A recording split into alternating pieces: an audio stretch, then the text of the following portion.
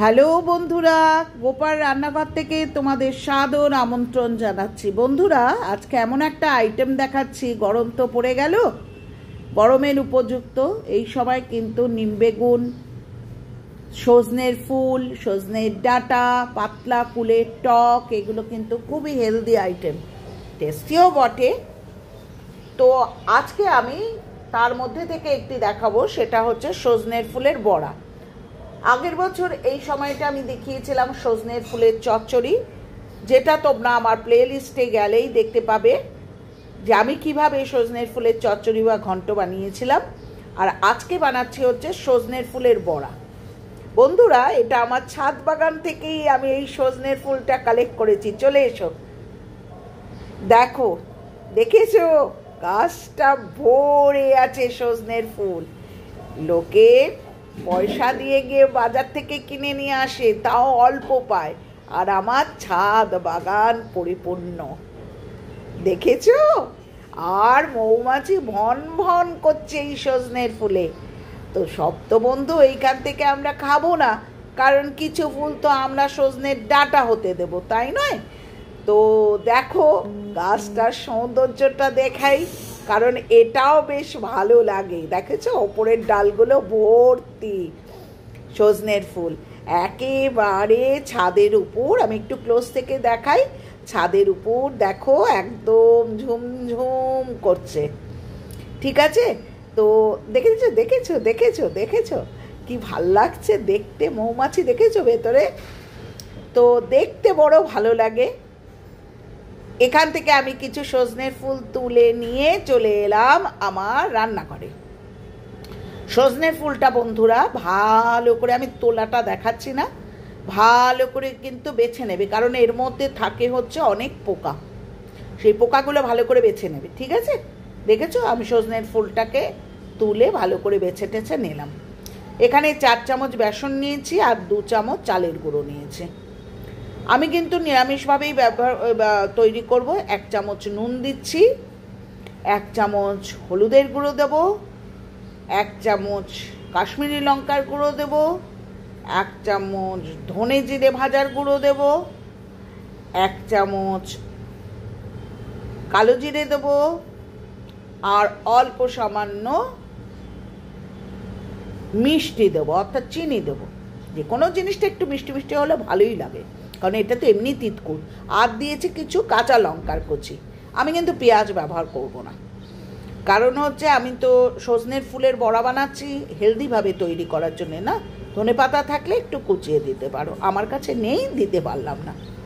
ঠিক আছে, এইবার আমি অল্প জল দেবো এতে, অল্প, খুব সামান্য, তার কারণ সজনের ফুলটা তো ধুয়ে নিয়েছি, ফলে ওতে জল খানিকটা আছেই কিন্তু বন্ধুরা।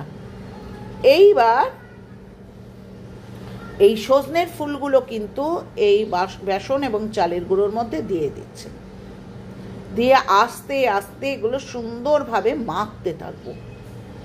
বন্ধুরা,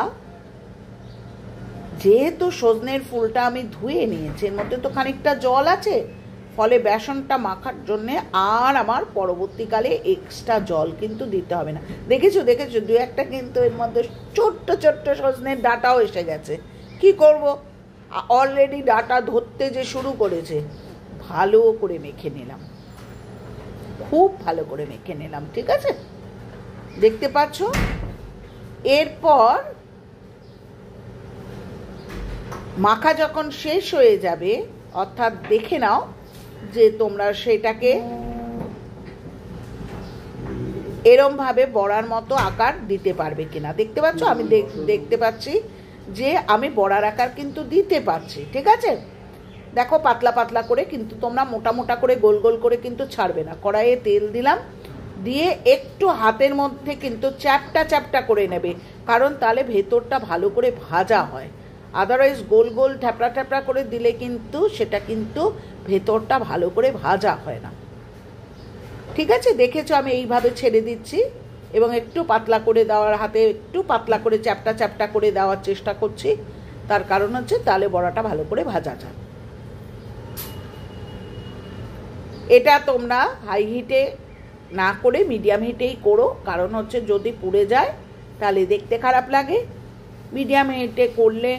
আর বড়া ভাজার ক্ষেত্রে কি বলবো বলে, এটা তো বলার কিছু নেই, উল্টে পাল্টে যখন একটা সাইড মোটামুটি দেখবে রং ধরে গেছে তখন সাইডটা চেঞ্জ করে দেবে, ঠিক আছে। আর নতুন রাঁধুনিদের বলি যে ফুলটা কিন্তু ভালো করে ভাজবে এবং ভালো করে ধোবে। তার কারণ হচ্ছে সাধারণত এগুলোই তো ভীষণ পোকামাকড় থাকে। একটু গরম জল দিয়েও ধুয়ে নিতে পারো, অসুবিধা কিছু নেই, তবে ঠান্ডা জলেও ধুতে পারো। তাকে উল্টে পাল্টে ভালো করে ভেজে নিচ্ছি। আর দেখবে যেগুলো ছোট ছোট কুড়ি টাইপের থাকে, ফুল না ফুটে ছোট ছোট কুড়ি টাইপের থাকে, সেগুলোও দিয়ে দিতে পারো, সেগুলোতেও খারাপ লাগে না, ঠিক আছে। তো এইভাবে উল্টে পাল্টে কিন্তু আমি একটা লটের পর একটা লট আমি এইভাবে ভেজে নিলাম। হয়ে গেল গরমের উপযুক্ত একটা আইটেম। এটা কিন্তু ডালের সাথে, পাতলা মুসুরের ডাল কিংবা মুগের ডাল, মানে ভাজা মুগ না, আমি বলবো কাঁচা মুগ, কারণ এই সময় আবার গরমকাল তো কাঁচা মুগের ডালটাই লাউ টাউ দিয়ে বা শিম টিম করলা টরলা দিয়ে খেলে কিন্তু খুব হেলদি এবং টেস্টিও বটে। তো এইভাবে সজনের ফুলগুলো ভেজে আমি একটা প্লেটে টমেটো সস সহযোগে আমি পরিবেশন করব। গরম গরম তোমরা শুধু মুখেও খেতে পারো, ভাতের পাতেও খেতে পারো। তো এটা খুবই একটা হেলদি আইটেম যা আমি তোমাদের সামনে পরিবেশনা করলাম। তো আজকে তাহলে এখানেই শেষ করি সজনের ফুলের বড়া দিয়ে। পুরনো বন্ধুরা, তোমাদের আর কি বলবো, নতুন করে বলার কিছু নেই। তোমাদের কাছে আমি সত্যি কৃতজ্ঞ, তোমরা যেভাবে সুন্দর সুন্দর কমেন্টে ভরিয়ে দিচ্ছ। যে যতটুকু আসতে পেরেছি, যেটুকু আসতে পেরেছি সেটুকু হয়তো তোমাদের জন্যেই, কারণ তোমরা যেভাবে আমাকে ইন্সপায়ার করছো, আমি রিয়েলি গ্রেটফুল। আর নতুন বন্ধুরা প্লিজ চ্যানেলটা সাবস্ক্রাইব করো, লাইক করো, কমেন্ট করো, শেয়ার করো। একটা কথা বারবার রিকোয়েস্ট করি, ওই 767 বা 769 এগুলো লিখো না, এগুলো স্প্যাম কমেন্ট। আমি শুধু তোমাদের পরিবার অন্তর্ভুক্ত করতে পারছি না, খুব খারাপ লাগছে। আমার নিজেরও তো ক্ষতি, তাই না বলো? কারণ তোমরা আমার বন্ধু হলে আমার তো বন্ধুর সংখ্যাও বাড়ে। আর প্রত্যেকেই তো একটা ধরো টার্গেট নিয়ে এগোই। ভালো থেকো, সাবধানে থেকো, টাটা।